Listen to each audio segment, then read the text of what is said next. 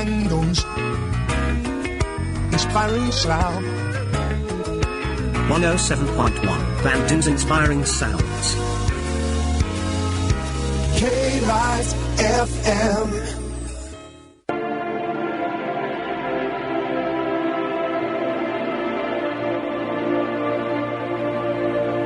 Sahabat K-Light, saat ini banyak sekali dari kita yang ingin atau sudah menjadi pengusaha. Namun terkadang, wirausahawan hanya melihat bisnis dari sisi buminya saja dan menghiraukan sisi langit. Untuk itu, talk show Wirausahawan Bumi Langit hadir untuk berbagi informasi serta inspirasi bagi kita. Menghadirkan MKH Rahman Ridatullah selaku Direktur Marketing Sigma Media Inovasi. Perspektif yang mengedepankan sisi rasionalitas dalam berbisnis itu diwakili oleh istilahnya pendekatan bumi. Sementara untuk yang pendekatan spiritualnya kita pakai istilahnya perspektif langit. Dan Ustadz Gun-Gun Saptari Hidayat dari Majelis Darul Akhirat MDA. Ingat selalu ayat ini, wallazina jahadu fina lanahdiyanahum subulana. Barang siapa yang bersungguh-sungguh, maka Allah akan tunjukkan jalannya. Setelah itu tinggal bersabar aja, insya Allah semua indah pada waktunya, katanya begitu ya. Serta narasumber para pelaku usaha dari komunitas penjemput rezeki halal. Simak acaranya setiap hari Selasa jam 19.15 sampai 20 malam hanya di 107,1 K-Light FM, Bandung's Inspiring Sound.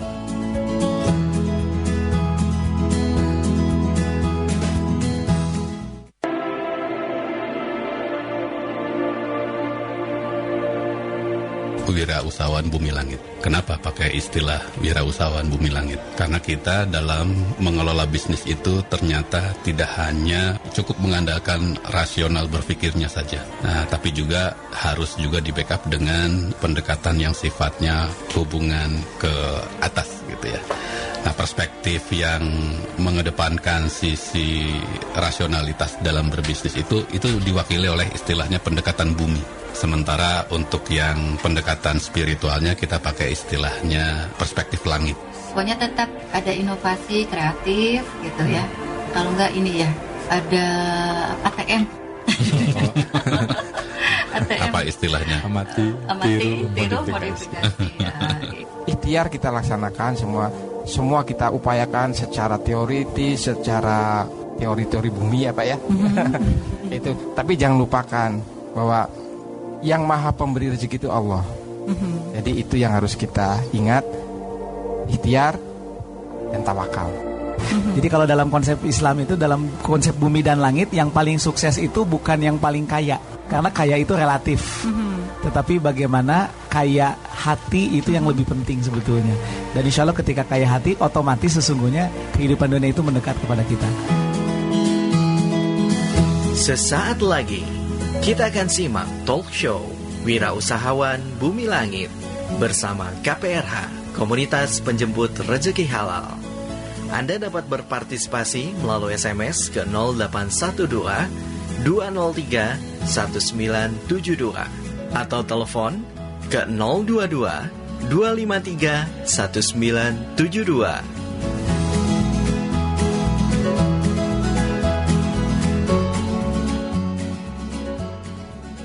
Masih dari kawasan Dago Jalan Sumur Bandung nomor 12, sahabat kita, tiba saatnya kita berbincang dalam talk show Wirausahawan Bumi Langit. Di kesempatan kali ini, episode yang 152 sahabat kita, dengan temanya adalah marketing dan branding untuk bisnis startup. Alhamdulillah sahabat kita telah hadir di tengah-tengah kita. Ini ada Pak Rahman Ridatullah sebagai Chief Marketing Officer dari Sigma Innovation. Assalamualaikum Pak Rahman. Waalaikumsalam Kang Opik. Dan mohon maaf nih sahabat saya, ternyata Pak Ustadz Ya Mufti masih berhalangan hadir karena sakit.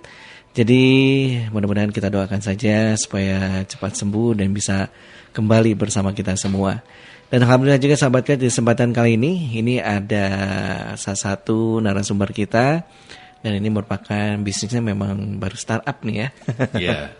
Ini baru mulai, kalau nggak salah tadi kita ngobrol-ngobrol ini baru 1 tahun.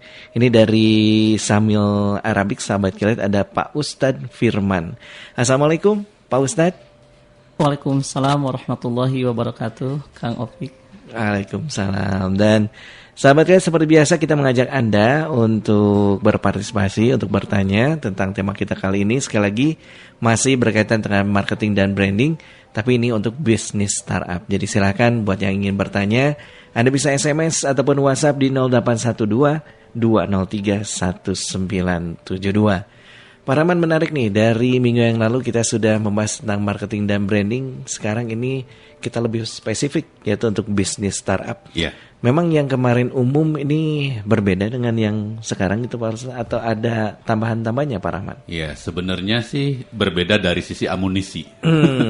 Kan kalau kemarin kita sudah mendiskusikan bagaimana menerapkan aktivitas marketing dan branding itu untuk perusahaan yang sifatnya sudah siap, sudah berjalan, ya. Nah, gimana kemudian sebuah startup ya bisa juga melakukan aktivitas branding dan marketing? Intinya sebenarnya pendekatannya sih sebenarnya sama, hanya saja kita bisa menyesuaikan dari sisi kapasitas amunisi yang dimiliki oleh startup gitu kan. Kan biasanya kalau startup itu pertama dia belum dikenal, kemudian juga biasanya juga startup itu limited powernya untuk melakukan aktivitas marketing dan branding. Nah, power dan budgetnya. Budgetnya, ya orangnya, ya segala macamnya lah, namanya juga masih startup gitu. Nah, tetapi jangan kemudian mentang-mentang posisinya masih startup, kemudian melupakan aktivitas marketing dan brandingnya. Gitu ya. Jadi bagaimanapun level usahanya, walaupun masih startup, maka kita tetap harus mencoba memikirkan aktivitas marketing dan branding ini secara lebih serius dengan kapasitas dan kemampuan yang dimiliki oleh startup tersebut. Gitu Kang Opik. Tapi kalau tahapan-tahapannya seperti apa nih? Ya, tahapannya sebenarnya hampir sama dengan prosesnya, tapi kemudian kita menyesuaikan diri dari sisi implementasinya di lapangan sesuai dengan kemampuan yang dimiliki. Gitu. Dari marketing dan brandingnya ya. Betul. Oke, nah sekarang kita langsung saja sebagai pelaku ini yang baru saja ini, benar ya Pak Ustadz Firman, ini baru 1 tahun ya? Iya, baru 1 tahun. Sambil Arabik, mungkin bisa diceritakan dulu nih awal mulanya muncul Samil Arabik itu seperti apa? Ya, bismillahirrahmanirrahim, alhamdulillahirrahmanirrahim. Jadi Samil Arabik itu muncul karena Samil Group memiliki satu tujuan, bagaimana bisa membumikan Al-Quran dan menghidupkan sirah Rasulullah SAW. Maka ada keinginan besar dari owner Samil Group, yaitu Pak Riza Zakarias. Selain Samil Quran ini menyebarkan Al-Quran, kemudian bagaimana agar umat muslim, khususnya di Indonesia, selain membaca dan menghafal Al-Quran, juga bisa memahami Al-Quran langsung dari sumbernya. Maka dari sinilah kemudian lahirlah satu entitas baru yang bernama Samil Arabik. Kita baru berdiri tahun 2019 di bulan Agustus. Jadi mungkin akan 1 tahun. Bulan depan ya? Bulan depan berjalan. Ini mungkin salah satu di antara latar belakangnya. Jadi bagaimana agar umat Islam ini paham kepada panduannya, yaitu Al-Quran dan As-Sunnah. Karena kalau kita meneliti, ternyata bahasa yang paling mudah di dunia, dari sekian bahasa yang ada di dunia ini, hanya bahasa Arab. Kenapa mesti bahasa Arab? Karena bahasa Arab itu satu-satunya bahasa yang dijadikan oleh Allah sebagai kitab, sebagai mukjizat Nabi yang paling akhir, itu Nabi Muhammad. Kan bahasa di dunia itu banyak. Tapi kenapa pertanyaannya bahasa Arab dijadikan sebagai bahasa Al-Quran? Salah satu alasan yang paling utama dan pokok, karena bahasa Arab adalah bahasa yang paling amat sangat mudah untuk dipahami, dipelajari, bahkan diamalkan. Kalau kita melihat kenyataan, bukti yang fakta, bagaimana di dunia ini banyak, bahkan di Indonesia aja, anak-anak yang usianya 5 tahun misalkan, 6 tahun, sudah banyak yang hafal juz 30, Anas, Al-Falaq, surat-surat yang pendek. Padahal kalau kita tanya mereka dengan bahasa Arab tidak paham. Tapi kalau banyak yang tidak paham, tapi kalau untuk Quran banyak yang hafal. Ini menunjukkan betapa mudahnya bahasa Arab. Nah, kemudian Samil Arabik ini hadir di tengah-tengah umat muslim ini karena pada kenyataannya ketika Al-Quran begitu mudah, tapi ternyata di kita banyak yang menjadi ketika belajar bahasa Arab itu terkendala. Kok asa sulit ya? Iya. Kok sulit, rumit gitu. Pabelit. Apalagi ingin membaca kitab gundul gitu, memahami Quran. Padahal ini satu kewajiban. Setiap muslim itu wajib paham terhadap Al-Quran, hadis. Bahkan untuk khusus sholat itu mereka kan ibadah itu semuanya bahasa Arab. Kita ibadah sholat dari mulai takbir sampai salam itu pun dengan bahasa Arab. Ini menunjukkan bahwa penting itu belajar bahasa Arab itu. Jadi Samil ini hadir, Samil Arabik ini hadir di tengah-tengah masyarakat sesuai dengan tagline Samil Group. Mudah menyenangkan. Mudah menyenangkan ya. Bagaimana kita ingin menghadirkan bahasa Arab itu betul-betul sangat mudah dan menyenangkan. Makanya kita punya tagline di Samil Arabik ini, Kang Opik. Yeah. Cepat, mudah, menyenangkan dan sistematis. Cepat belajarnya. Kemudian mudah untuk memahaminya, menyenangkan situasinya dan sangat sistematis. Punya dari mulai 0 sampai Z. Gitu. Nah, kalau produk-produk dari Samil Arabik ini berarti ada apa aja nih, Pak Ustadz? Untuk produk dari Samil Arabik, karena kita tadi memiliki tagline itu ya, cepat, mudah, menyenangkan dan sistematis, maka kita memiliki satu metode. Jadi Samil Arabik dalam proses pembelajarannya menggunakan metode yang disebut dengan metode mustakili. Apa itu? Metode mustakili itu secara bahasa artinya mandiri. Nah, inilah yang kemudian menjadi solusi kita. Nah, selama ini kenapa sih kita belajar bahasa Arab itu sulit? Kami melakukan berbagai macam analisis, angket dan tanya jawab pada masyarakat awam khususnya. Kenapa sih, apa yang ada dalam pikiran kita seorang muslim ketika mendengar tentang bahasa Arab? Pasti jawabannya itu sulit, rumit, lama. Bahkan ada mahasiswa yang menjawab mengerikan. Karena biasanya guru-gurunya ngeri gitu ya. Mengerikan. Jadi ini yang jadi problematika. Satu sisi seorang muslim mesti wajib belajar bahasa Arab, tapi di sisi lain ternyata pada prakteknya kesulitan. Harus dihafal dan lain sebagainya. Nah, Samil Arabik kemudian menjadi salah satu solusi. Mudah-mudahan para pendengar Kilayat ini bisa menjadi semangat ya. Ternyata bahasa Arab itu pada pokoknya mudah. Amat mudah sekali. Saking mudahnya bahasa Arab, yang tidak paham bahasa Arab saja banyak yang hafal Al-Quran. Apalagi ketika dia paham. Nah, apa yang menjadi kendala? Ternyata kendalanya ada di metodologi pembelajarannya. Selama ini kenapa kita belajar bahasa Arab begitu lama? Karena kita belajar bahasa Arab menggunakan metode untuk orang Arab. Makanya lama. Jadi kalau orang Arab belajar bahasa Arab, metodenya untuk orang Arab pasti cepat. Karena mereka lahir di Arab, setiap hari mendengar bahasa Arab, metodenya untuk mereka cepat. Seperti kita mungkin, Kang Opik. Orang Sunda lahir di orang Bandung. Gitu ya. Orang Bandung ya, lahir di Bandung, mendengar bahasa Sunda setiap hari, belajar bahasa Sunda, metode otak orang Sunda.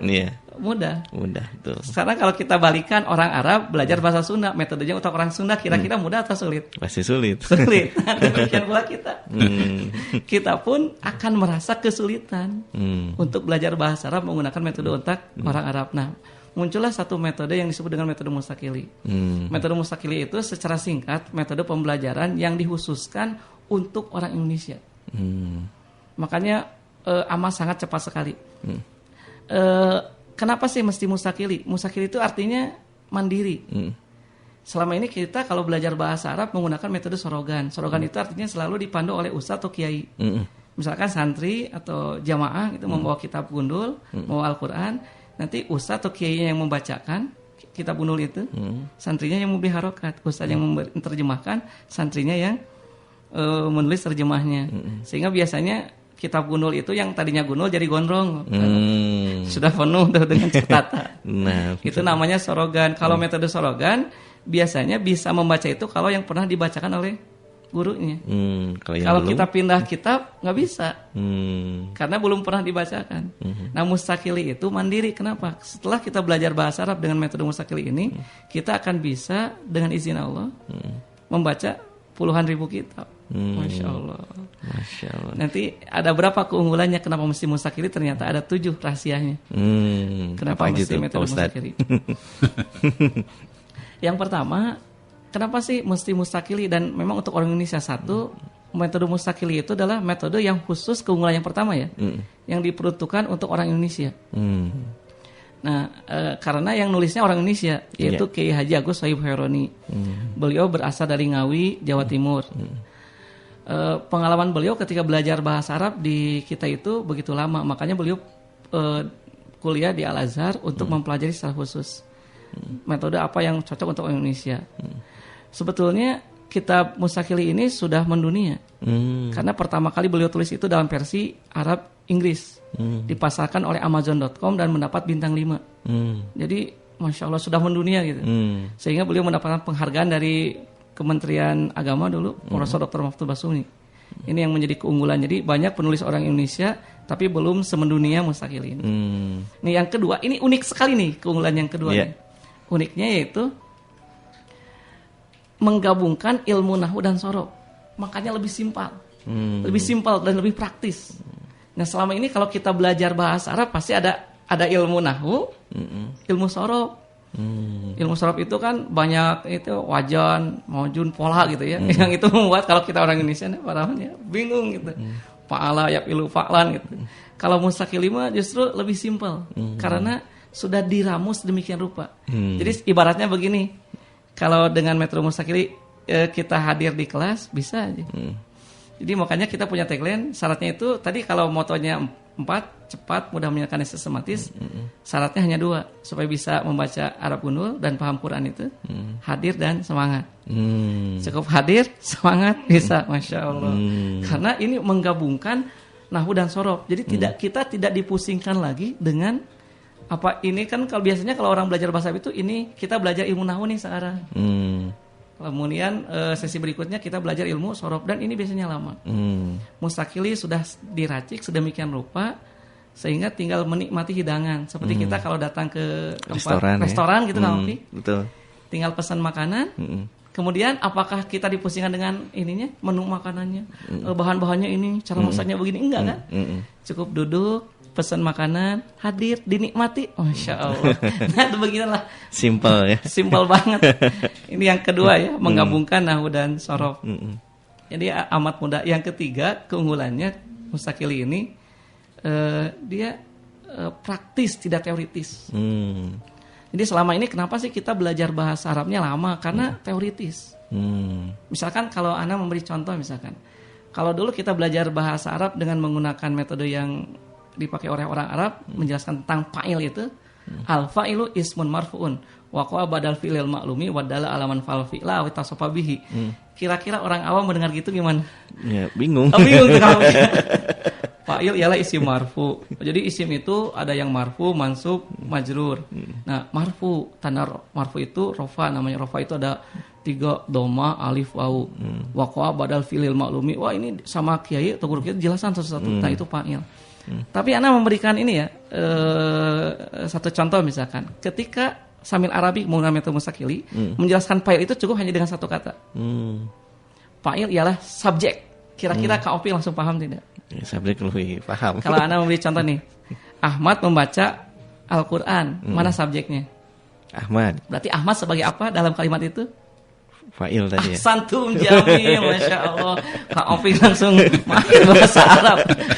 Sesimpel itu. Subhanallah. Dulu kita kan ribet gitu ya. Fa'il itu gimana? Ketemu. Karena teorinya panjang gitu. Masya Allah. Ini langsung praktek, Kak Opi langsung bisa ya. Itu yang ketiga. Jadi praktis ya. Sekali. Kita langsung jadi praktis langsung ke praktek berbahasa. Jadi metode Mustaqili itu langsung praktek berbahasanya. Jadi yang pertama untuk orang Indonesia, karena petulisnya orang Indonesia. Yang kedua menggabungkan ilmu nahwu dan sorof sehingga lebih simpel. Yang ketiga praktis, tidak teoritis. Kemudian ini yang keempat itu sistematis. Nah kita biasanya kalau belajar bahasa Arab banyak yang muntaber. Apa yang muntaber itu Kang Fik? Mundur tanpa berita. Mundur tanpa berita. Asalnya teh semangat banyak, tiba-tiba jadi nggak ada. Menghilang. Karena biasanya karakter belajar bahasa Arab itu semakin lama semakin sulit. Dan semakin lama banyak yang dihafal. Aduh, awal-awalnya semangat gitu. Tapi kemudian lama-lama jadi berat begini nih, banyak yang dihafal. Nah, sulit. Nah, kenapa? Karena tidak sistematis. Tiba-tiba belajar langsung ke tengah. Nah, Mustaqili itu sistematis. Kita belajar bahasa Arab dari nol sekali. Jadi jarang di Indonesia ini yang mengadakan pembelajaran bahasa Arab mulai dari huruf hijaiyah. Jarang kan? Kenapa? Karena anggapannya huruf hijaiyah mah sudah dipelajari di Ikro, di SD gitu. Tapi padahal sebetulnya itu pondasi. Kenapa? Karena bahasa Arab itu unik. Kita bisa membaca bahasa Arab, belum tentu bisa nulis. Misalkan gini, kita ini kan Muslim pasti hafal. Setiap Muslim itu pasti hafal Al-Fatihah. Tapi kalau hari ini misalkan anak, ibu bapak sekalian, para pendengar Kilat yang dihormati, silahkan tulis surat Al-Fatihah tanpa melihat Al-Quran. Kira-kira nilainya 100 atau tidak? Yakin 100? Kak Opik?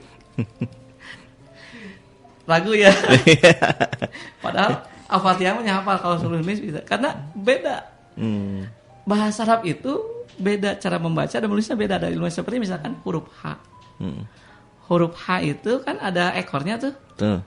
Nah tapi kalau disambung jadi alhamdulillah, ekornya ada nggak? Nggak ada. Tak pertanyaan kemana ekornya?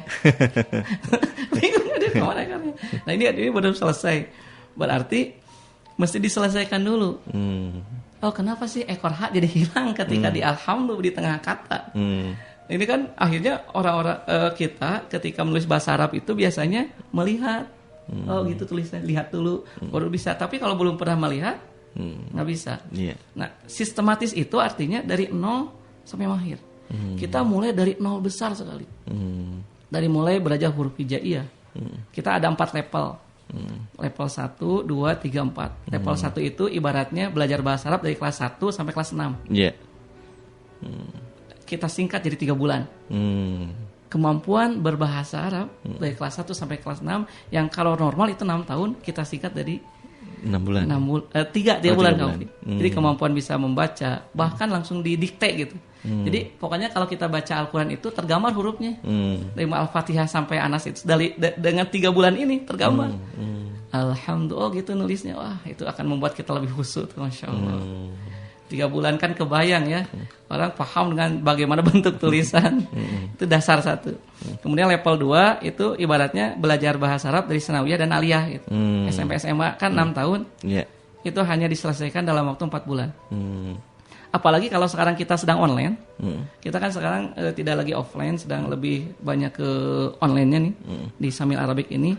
Itu yang 3 bulan itu jadi 2 bulan. Bahkan Masya Allah, qadarullah, para pesertanya juga ada yang dari luar negeri, ada yang dari Amerika, dari Malaysia, Masya Allah. Ini sistematis. Kemudian yang ketiga, level 3 itu sudah S1. Karena sudah kemampuan berbahasanya sudah bisa menganalisis Al-Quran 30 juz. Menentukan jabatan, menterjemah dari Arab ke Indonesia, Indonesia ke Arab itu sudah biasa para peserta kami. Dan level 4 itu sudah takhusus gitu. Ini yang sistematis. Jadi yang pertama untuk orang Indonesia, yang kedua menggunakan Nuh dan Nasorob, yang ketiga praktis, tidak tertulis, yang keempat sistematis. Nah yang kelima itu keunggulannya menggunakan metode yang disebut metode deduktif. Nah ini yang kemudian diteliti oleh para pakar, Ustadz Agus Wahib Herani. Kenapa sih di kita belajar bahasa Arab itu rumit? Karena metode yang dipakai dalam pembelajaran bahasa Arabnya itu adalah bukan metode deduktif tapi induktif. Kalau deduktif kan dari umum ke khusus. Tapi kalau induktif itu dari khusus ke umum. Nah selama ini kita belajar bahasa Arabnya metode yang digunakannya induktif, dari khusus ke umum, makanya lama. Jadi kalau Anda bandingkan misalkan, kalau kita ingin mengenalkan sepeda kepada seorang anak usia 3 tahun yang belum kenal sepeda, kalau menggunakan metode induktif pasti lama. Kalau Kang Opik ingin mengenalkan sepeda ke anak usia 3 tahun, gimana caranya yang paling cepat? Paling cepat ya lihat aja. Perlihatkan sepedanya. Masya Allah. Perlihatkan sepedanya. Berarti itu metode deduktif. Tahu sepeda nggak tahu ayah, nggak tahu abi misalnya. Ini sepeda. Dia tergambar kan. Tapi kalau metode ini begini menjelaskannya. Atau sepeda tidak. Sepeda itu pentil, kemudian ada pelek, ada jari-jari, ada ban dalam, ban luar. Yang pentil, pelek, jari-jari, ban dalam, ban luar ini ada 2 di depan dan di belakang. Kemudian disambung dengan batang. Kemudian ada batang ya untuk menyambung ban depan dan luar. Ban depan dan belakang. Kemudian ada batang yang ke atas untuk jok, ada batang ke depan untuk stang. Kemudian ada untuk rem disambungkan dengan ini kabel ya. Yang itu ada ban depan dan ban belakang. Kemudian ada kampas kanan kiri. Kemudian ada pedal dan ada rantai. Itulah sepeda. Kira-kira anak 3 tahun dijelaskan seperti itu gimana? Olah. Nah selama ini kita belajar bahasa begitu.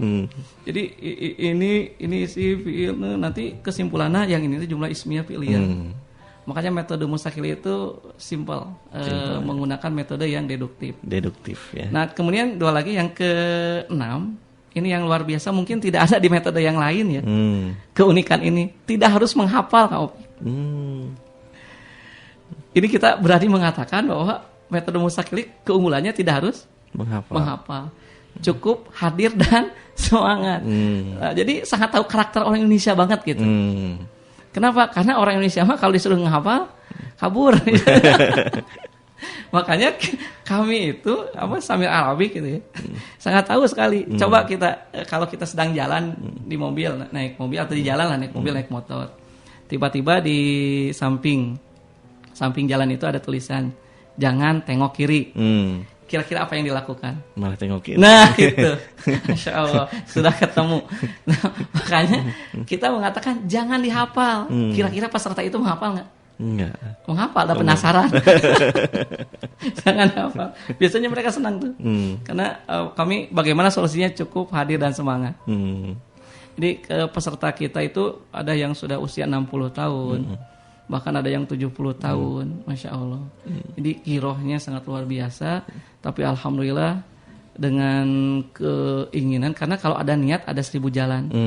Tidak ada niat pasti ada 1000 alasan. Iya. Jadi sebetulnya bukan karena usia. Karena belum ada niat aja. Dan kalau sudah ada niat, berapapun usianya. Peserta kami itu ada yang paling tua itu 70 tahun. Beliau belajar dari mulai 0 sekali. Dari belajar huruf hijaiyah, alif, ba, ta, sa. Masya Allah. Sekarang sudah sangat lancar membaca Al-Quran sampai bisa menentukan jabatan. Jadi kalau alhamdulillahirabbil alamin ini namanya jumlah ismiyah Ustaz katanya. Alhamdulillah sebagai mubtada ini harful jar, Allah isi majrur. Dia terjemahkan asal katanya demikian. Masya Allah. Padahal usianya 70 tahun ini, 60 sampai 70 tahun beliau. Jadi yang ke-6 itu tidak harus menghafal. Cukup hadir dan semangat. Masya Allah. Yang terakhir yang ke-7 menyenangkan. Kita ini suasananya sangat menyenangkan gitu. Jadi kalau kita nanti lihat di kelas-kelas Samil Arabik ini, para pesertanya itu Masya Allah. Jadi kita biasanya waktu belajar itu 2 jam itu tidak terasa. Kenapa? Karena suasananya sangat menyenangkan. Makanya kami punya moto, karena punya 7 keunggulan ini, Samil Arabik itu cepat, mudah, menyenangkan, dan sistematis. Ini komplit banget ya Pak Rahman. Iya. Dan ini menjadi brandingnya itu ini ya, cepat, mudah, dan menyenangkan dan juga sistematis itu ya Pak Rahman. Itu yang kemudian kalau dalam istilahnya marketing itu sebagai sebuah positioning. Bagaimana membedakan antara lembaga pendidikan bahasa Arab atau lembaga kursus bahasa Samil Arabik ini bisa memiliki perbedaan dengan lembaga kursus bahasa Arab yang lainnya, gitu Kang Opik. Disesuaikan dengan problem yang dihadapi oleh masyarakat Indonesia saat belajar bahasa Arab. Di minggu lalu kita sudah diskusikan ya bahwa misalnya marketing itu bicara tentang NWE, needs, wants, sama expectation.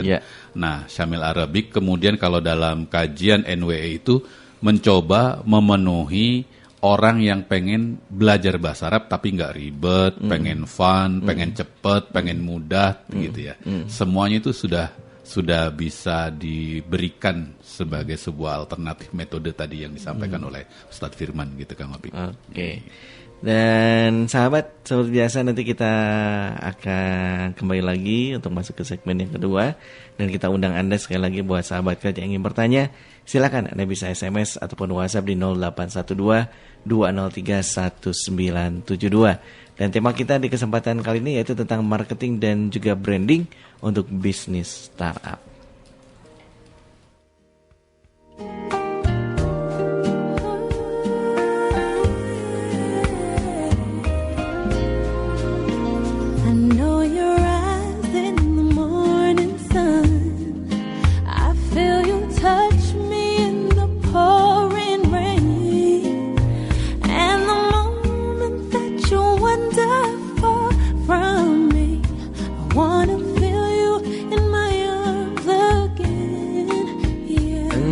Come to me on a summer breeze, keep me warm in your love, and then softly leave.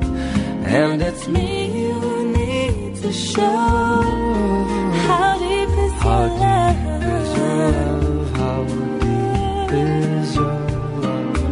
I really need to learn, 'cause we're living in a world of breaking us down when they all should let us be.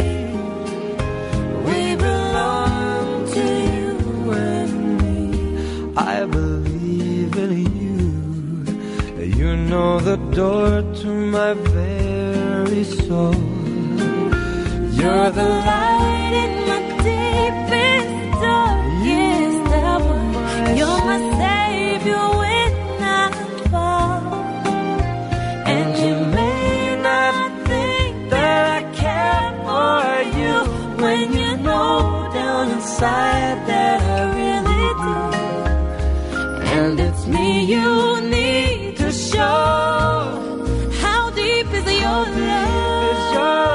How deep is your love?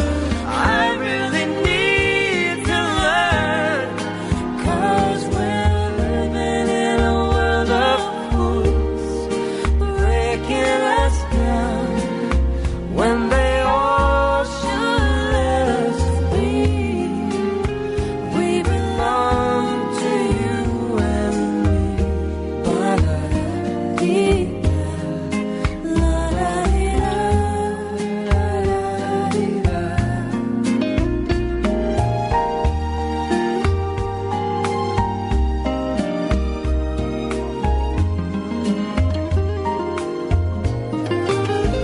And you may not think that I care for you, when you know down inside that I really do. And it's me you need to show. How deep is your love? How deep is your love? I really need to learn, 'cause we're living in a world of fools, breaking us down when they all should let us be.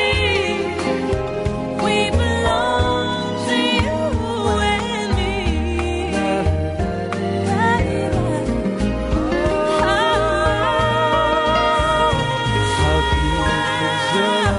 How deep is your love?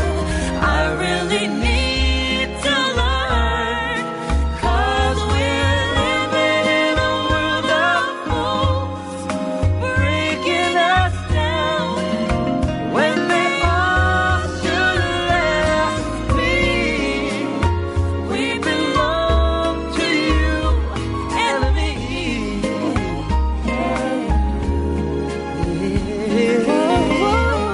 How deep is your love? Yeah.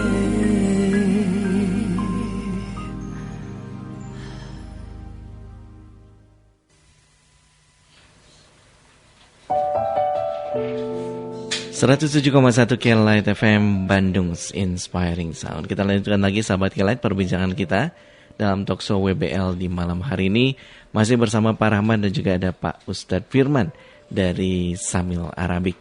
Nah, berbicara soal marketing dan juga branding nih untuk bisnis startup sahabat K-Lite ataupun Pak Rahman, ini apa yang harus diperhatikan selain tadi tentunya disesuaikan dengan power yang ada ya. Nah, selain itu apa lagi nih Pak Rahman? Buat teman-teman startup, paling tidak ketika kita memulai sebuah bisnis baru, maka yang akan membantu kita dalam proses marketing itu adalah dengan menyusun atau merancang konsep produknya itu yang kuat. Gitu. Jadi kalau misalnya kita punya konsep produk yang kuat, insya Allah nanti proses untuk melakukan marketingnya nggak terlalu susah lagi gitu ya. Contohnya tadi misalnya pada saat kita merumuskan sebuah model program kursus bahasa Arab. Kira-kira kita belajar dari kasus yang ada di Indonesia ini. Orang belajar bahasa Arab itu experience-nya apa? Nah, tadi kan Ustaz Firman sudah jelaskan juga. Merasa ngeri, ngerasa lama, susah gitu kan ya. Nah, makanya kemudian kita keluar dengan konsep belajar bahasa Arab yang mudah gitu ya. Nah, kalau ketika kemudian mudah ini didukung dengan satu bukti apa yang kemudian bisa ditawarkan. Itulah yang tadi sudah dijelaskan. Nah, poinnya begini. Ketika kita sudah menetapkan diri ingin berbisnis, maka pilihlah sebuah konsep produk yang betul-betul stand out dari apa yang tersedia di pasar. Gitu. Itu yang menjadi alasan kenapa orang berpaling. Konsep produk yang kuat ini akan menjadi bagian dari kekuatan marketing di awal yang kita punya. Nah, jadi nanti pada saat melakukan promosi, kita udah tahu bahwa kemudian apa yang menjadi sumber daya tariknya itu di mana. Gitu, Kang Opik. Jadi pertama adalah itu tadi, konsep produknya yang kuat. Yang kedua, itu dibangun dari positioningnya yang bisa berbeda dan sesuai dengan needs, wants, sama expectation-nya customer gitu ya. Nah, positioning tadi kan kemudian berkaitan juga dengan NWE. N-nya apa misalnya needs-nya? Orang pengen belajar bahasa Arab gitu, tapi wants-nya menjawab belajar bahasa Arab yang seperti apa yang diinginkan oleh customer kita, oleh konsumen Indonesia. Nah, belajar dari kasus itu berarti pengen belajar yang mudah, cepat, tapi kemudian juga fun gitu ya. Nah, ya udah, berarti positioning itu harus dirujuk berdasarkan apa yang menjadi wants-nya customer gitu. Makanya kemudian konsep produk dari yang kita punya dikembangkan dalam sebuah statement positioning yang nyambung, gitu, yang sama. Ini proses pembelajaran bahasa Arabnya menggunakan pendekatan seperti itu, maka positioningnya seperti ini, gitu ya. Dan itulah yang kemudian menjadi ciri pembedanya dengan kursus-kursus bahasa Arab yang lain. Itu contohnya dalam penerapan UKM. Nah, kalau contohnya di produk yang lain misalnya gini, kalau di produk kuliner misalnya, andai kata kita mau bikin usaha pempek misalnya, gitu ya. Nah, berarti kita harus tahu dulu orang punya kebiasaan makan pempek itu kapan biasanya, pada saat seperti apa. Kemudian dia punya keinginan pengen pempek yang bagaimana gitu ya. Nah, kebanyakan kan orang kemudian merujuknya pempek itu pada enak rasanya, kuah cukanya misalnya pas, pedesnya, manisnya, asemnya gitu ya. Kemudian dari tekstur pempeknya, rasanya dan lain-lain. Pokoknya itu basisnya adalah pempek yang bisa dicek dari sisi indrawi kita.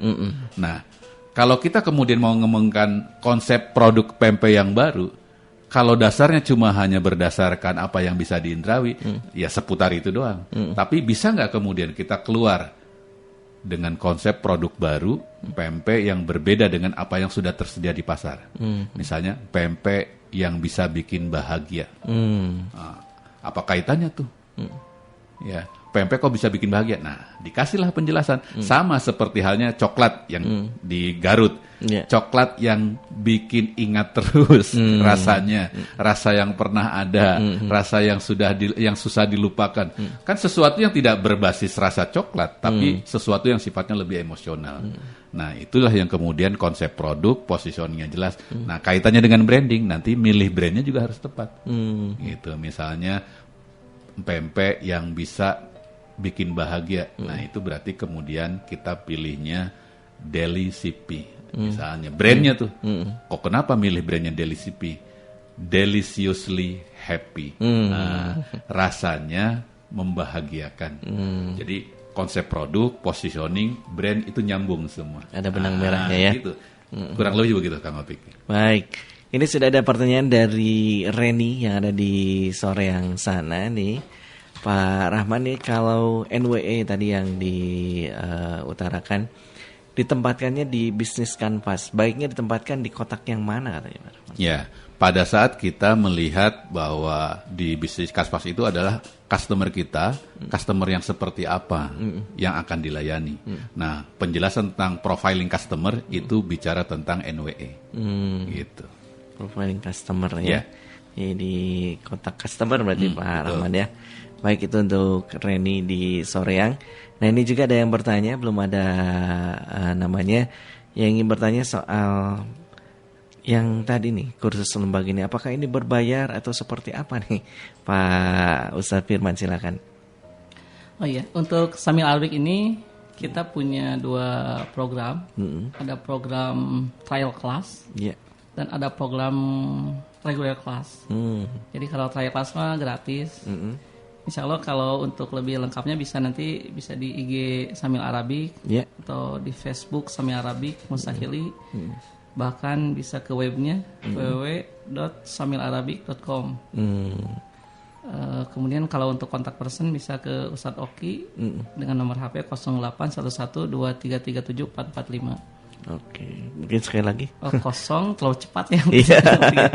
Untuk kontak personnya bisa ke Ustadz Oki 0811 2337 445. Nah, oke. Itu bisa lebih lanjut ke beliau untuk bertanya tentang kursus bahasa Arab di Samil Arabic.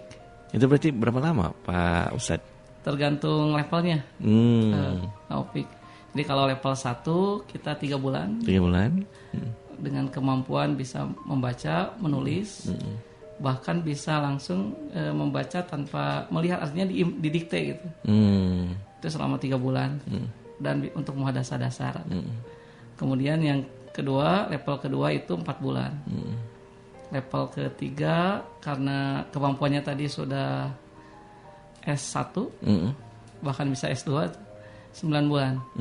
Tapi sebenarnya cepat sekali. Jadi kalau kita belajar sekolah kan dari mulai SD sampai S1 itu kurang lebih berapa tahun ya? SD 6 tahun. 6 tahun, 12 ya, mungkin 3 atau 4 15 idealnya. Tahun ya. 15 tahun belajar bahasa Arab sampai S1 tambah S2 kan. Kemudian S2 itu 2 tahun. 17 tambah 1 S3. 2 tahun juga, 19 sampai 20 tahun. Tapi kita bisa kemampuan belajar bahasa sampai S1 itu hanya kurang lebih 1,5 tahun. Sekali. Asalnya itu berarti belajarnya tiap hari atau ada? Seminggu 2 kali. Oh, seminggu 2 kali ya. Ya makanya kenapa disebut cepat, mudah, menyenangkan itu. Pakainya gitu. Karena kita hanya, kan biasanya bapak-bapak, ibu-ibu atau yang sudah bekerja itu dilema. Satu sisi ingin mempelajari bahasa Arab, tapi satu sisi harus memenuhi kebutuhan sehari-harinya. Kan gak mungkin pesantren. Nah, kami jadi solusi. Tetap bekerja, tetap mencari nafkah dengan keluarga. Nah, hanya belajarnya hanya seminggu pun tidak harus seharian, hanya 1,5 jam. 1,5 jam sampai 2 jam ya. Hanya dengan waktu seminggu 2 kali, sekali belajar kurang lebih 2 jam, tapi kemampuannya sudah selevel S1, S2 bahasa Arab.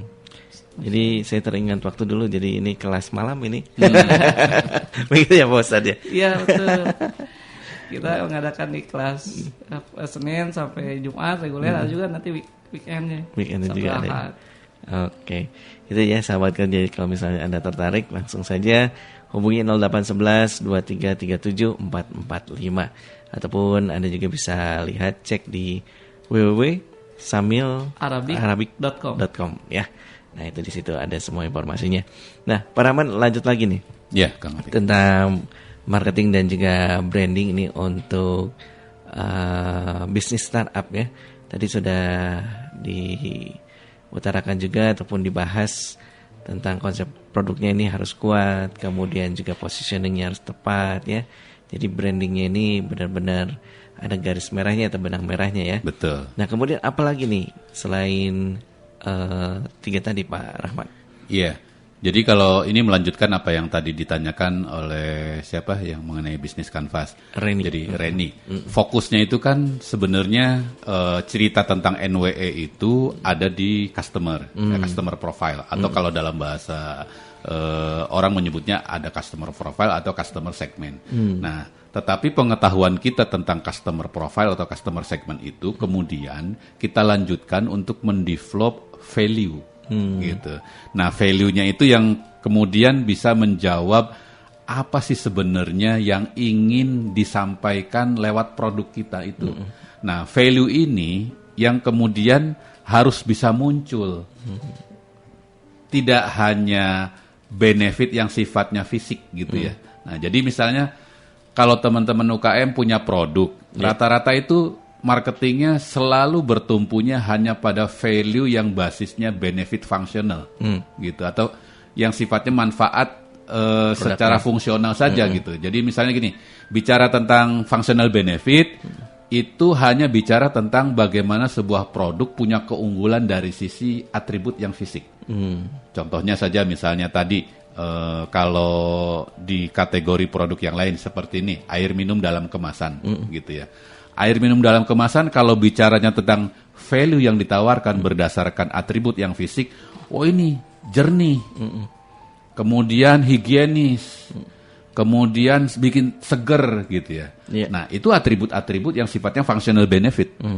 Tapi bicara value, tumpuannya itu tidak hanya functional benefit, tapi juga yang sifatnya beyond functional benefit, bisa yang sifatnya emosional, bisa yang sifatnya spiritual, gitu. Jadi kita harus bisa mengembangkan pemahaman tentang NWE di bagian customer profile atau customer segment tadi untuk menjadi landasan bisa mengembangkan konsep value proposition yang basisnya itu dari functional benefit atau yang sifatnya emosional atau spiritual, gitu. Karena zaman sekarang ini orang kalau bertempurnya, bersaingnya marketing itu hanya membicarakan tentang functional benefit yang sifatnya bisa kelihatan secara fisik, itu selesai, gampang ditiru orang, gitu, gampang ditiru orang. Jadi contohnya kalau kemudian orang bikin kue, ini terbuat dari bahan pilihan. Nah, bahan pilihan mah gampang, orang juga kemudian bisa ikut bilang ini juga bahannya pilihan. Ini diproses secara higienis. Orang bisa melakukan proses yang seperti itu. Tapi kalau emotional benefit atau spiritual benefit itu sifatnya nggak bisa langsung di-coupling begitu saja. Butuh proses yang panjang orang atau kompetitor untuk niru gitu ya. Nah, jadi poinnya pada saat kita sudah memahami NWE, itu sebagai sebuah modal kita untuk mengembangkan value. Nah, value itu yang ada di kotak yang lain di bisnis canvas tuh. Jadi cara kita membangun value, pemahamannya dari NWE tadi yang ada di customer profile atau customer segment. Nah, jadi itulah yang kemudian kita bisa bermain di functional benefit atau yang sifatnya emosional atau spiritual. Gitu. Jadi value itu dasarnya di level yang paling bawah adalah functional benefit. Nah, di level yang kedua atau atasnya bisa emosional, di level yang paling tinggi spiritual. Gitu. Jadi itu sahabat kilatnya, jadi dari tadi konsep produknya harus kuat, kemudian positioningnya, terakhir melahirkan value ya. Betul. Itu jadi intinya sahabat kilat. Dan nanti kita akan masuk ke interval yang terakhir dari sahabat kilat atau segmen kita, segmen yang kesimpulan-kesimpulan apa yang kita bicarakan malam hari ini.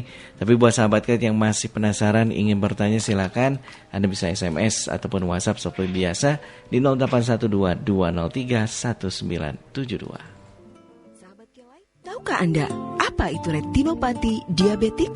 Retinopati diabetik itu adalah kondisi yang terjadi akibat adanya kerusakan pada pembuluh darah di retina pada penderita diabetes ya. Ya, benar. Retinopati diabetik adalah penyakit pada retina yang disebabkan oleh diabetes. Retinopati diabetik dapat menyebabkan penglihatan yang buruk dan bahkan kebutaan. Retinopati diabetik adalah kondisi yang terjadi akibat adanya kerusakan pada pembuluh darah di retina. Mata adalah anugerah Tuhan yang sangat bernilai. Karena itu, mari sayangi dan pelihara mata kita dengan memeriksakan secara berkala. Pusat Mata Nasional Rumah Sakit Mata Cicendo Bandung berkomitmen untuk memberikan pelayanan terbaik untuk semua lapisan masyarakat. Pusat Mata Nasional Rumah Sakit Mata Cicendo Bandung membuka layanan poliklinik pavilion sore mulai pukul 15.30 hingga 19 waktu Indonesia Barat. Poliklinik pavilion Sabtu dan Minggu buka mulai pukul 8 pagi sampai dengan 12 siang. Selain itu, Pusat Mata Nasional Rumah Sakit Mata Cicendo Bandung dilengkapi juga dengan LASIK Center yang memiliki peralatan canggih dengan teknologi terkini untuk LASIK, V-LASIK, dan SMILE untuk Anda yang memiliki gangguan refraksi.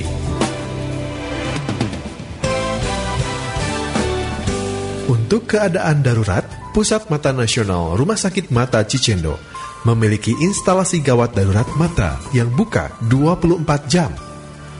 Pusat Mata Nasional Rumah Sakit Mata Cicendo, Jalan Cicendo nomor 4, Bandung.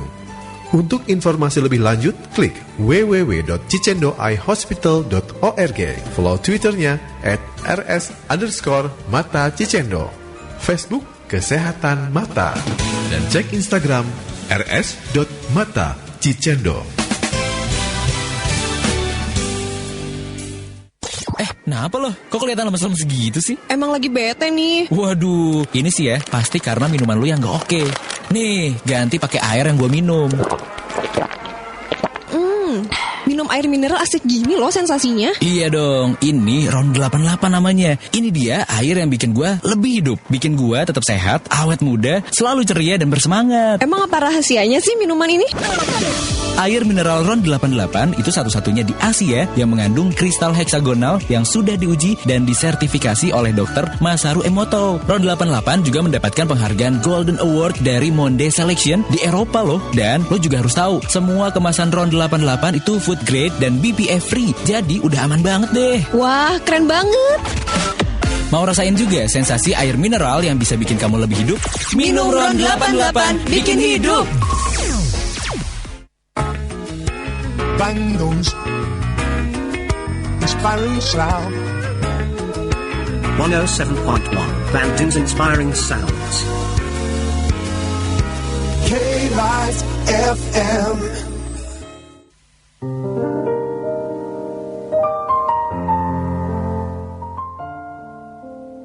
Sahabat, kita masuk ke segmen yang terakhir atau interval terakhir dalam Talk Show WBL di kesempatan kali ini. Tapi sebelum ke kesimpulan ini masih ada pertanyaan Pak Rahmat. Dari yang belakangnya 4482 yang ingin bertanya seperti ini. Bagaimana proses untuk mengembangkan sisi spiritual benefit dan juga emosional? Silakan Pak Rahmat. Iya. Zaman sekarang zamannya care and spiritual. Jadi bisnis yang berkembang, bisnis yang tumbuh itu akan bisa lebih berpeluang ketika dia mengaitkan orientasi profitnya ke arah yang sifatnya caring and spiritual, gitu ya. Itulah kemudian yang bisa menjadi salah satu mindset baru nih. Bagaimana kita kemudian membangun usaha kita sedari awal sudah berorientasinya tidak hanya mengejar semata-mata profit, tapi juga membangun dari sisi emosional dan spiritualnya, gitu ya. Nah, contohnya saja misalnya begini, ada orang yang bikin usaha kuliner, bikin kue, tapi kemudian dia menonjolkan sisi proses pengerjaannya dilakukan oleh orang-orang yang disabilitas, gitu. Jadi mengaitkan bahwa bisnis ini adalah bukan cuma soal bikin kue biasa, tapi kue yang standar enaknya kejaga, tapi itu dilakukan oleh orang-orang disabilitas. Kebayangkan berarti sisi emosionalnya itu yang kesentuh.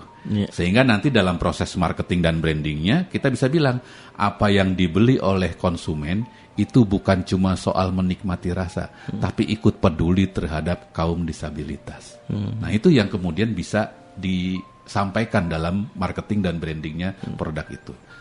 Sisi lain misalnya begini, ada juga orang yang buka usaha kuliner, tapi kemudian di hari tertentu misalnya Jumat, dia orientasikan buat orang yang mampir ke warung makannya itu free sebagai sedekah. Berarti yang dikejar itu bukan lagi level emosional, tapi benefit secara spiritual. Bahwa si pemilik warung itu bukan cuma ngejar orientasi keuntungan, tapi kemudian dia bisa dapatkan benefit itu dari sisi spiritual. Bahwa dia berbisnis di satu sisi iya, tapi di sisi lain juga dia mempertimbangkan bahwa bisnisnya itu dia gunakan juga sebagai ladang amal untuk mencari pahala sedekah. Nah itu contoh cara kita mengembangkan sisi beyond functional benefit yang dikembangkan dari aspek emosional maupun dari sisi spiritual.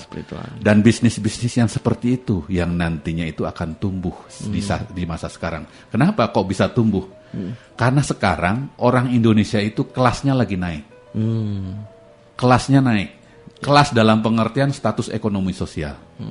Jumlah orang yang dengan status ekonomi sosial di middle class atau kelas menengah itu sekarang jumlahnya sekitar 138 juta orang.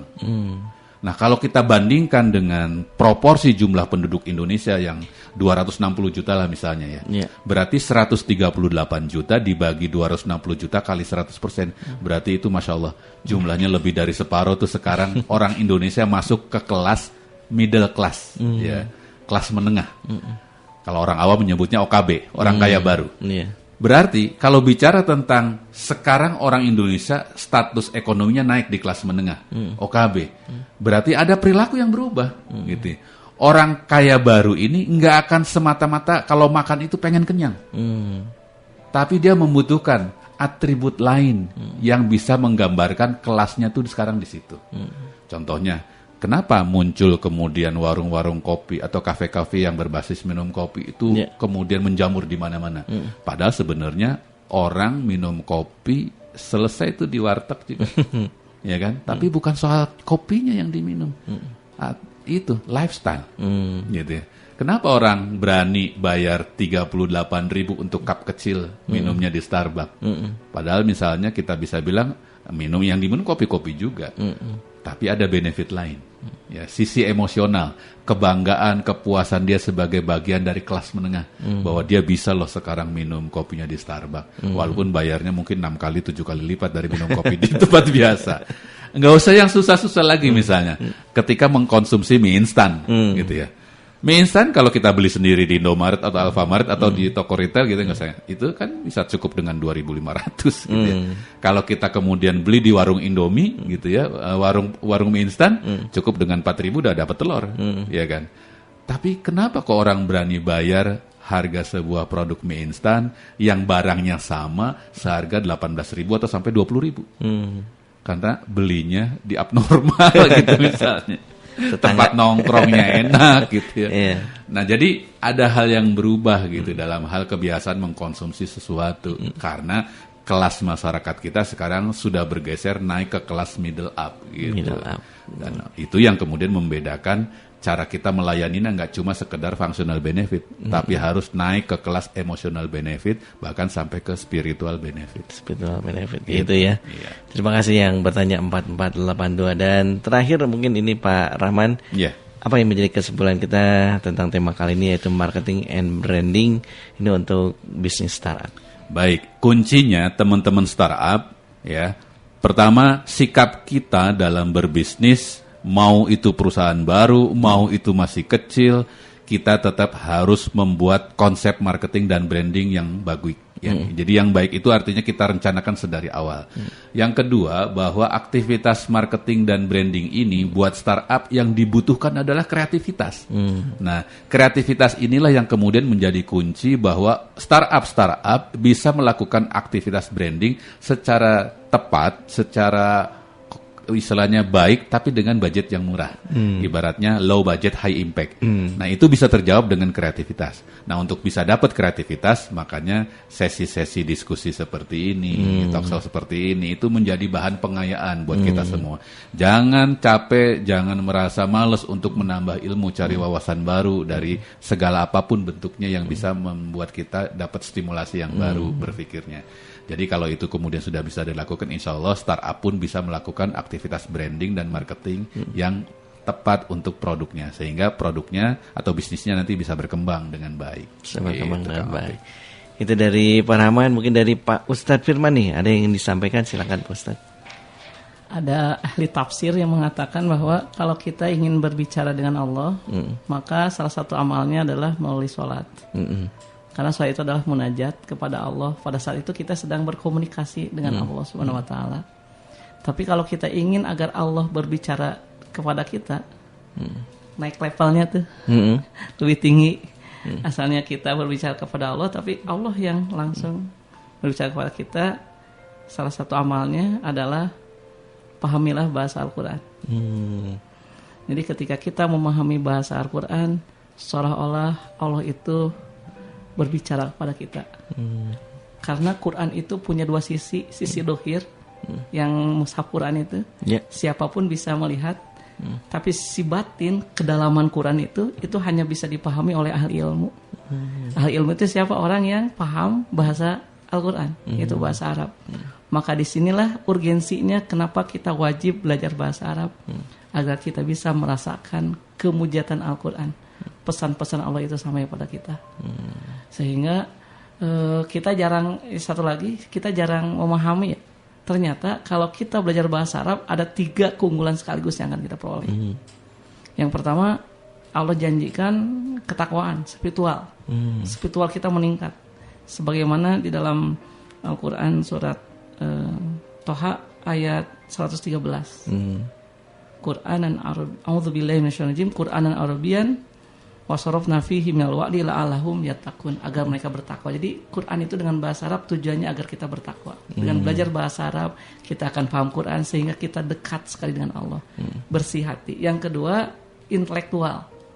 Belajar bahasa Arab itu akan mempercepat kecerdasan kita. Jadi kalau ibu-ibu, bapak-bapak ingin agar kitanya cerdas, anak-anak kita cerdas, ajarkanlah bahasa Arab. Kita kan sekarang ini banyak metode bagaimana supaya anak kita cerdas.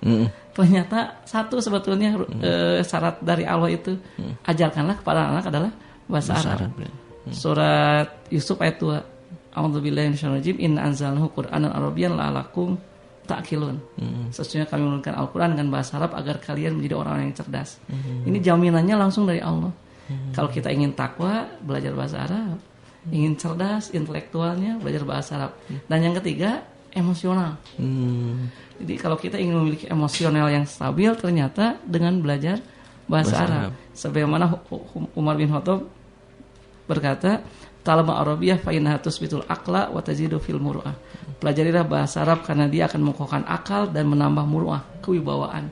Jadi belajar bahasa Arab itu 1 kali belajar, tapi 3 manfaat yang akan kita dapatkan sekaligus. Insyaallah. Satu dari segi spiritualnya, SQ kalau sekarang ya, spiritual quotient. Yang kedua kita akan dapat IQ-nya, intellectual quotient. Yang ketiga SQ, emotional quotient. Jadi 3 hal inilah yang akan membuat kita menjadi manusia yang menjadi hamba yang insyaallah bahagia dunia dan akhirat. Amin, amin. Wah, luar biasa nih malam hari ini, nambah ilmu baru nih Pak Rahman nih ya. Dari setiap talk show edisinya pasti ada inspirasi baru. Terima kasih banyak nih Pak Ustadz Firman, kemudian juga Pak Rahman atas kehadirannya di Radio Kelat dan sudah berbagi ilmu bagi kita semua. Dan sahabat, terima kasih juga tentunya kebersamaan kita dalam talk show malam hari ini. Tapi jangan kemana-mana karena saya Taufik Ramansyah akan terus menemani Anda dalam Evening Corner.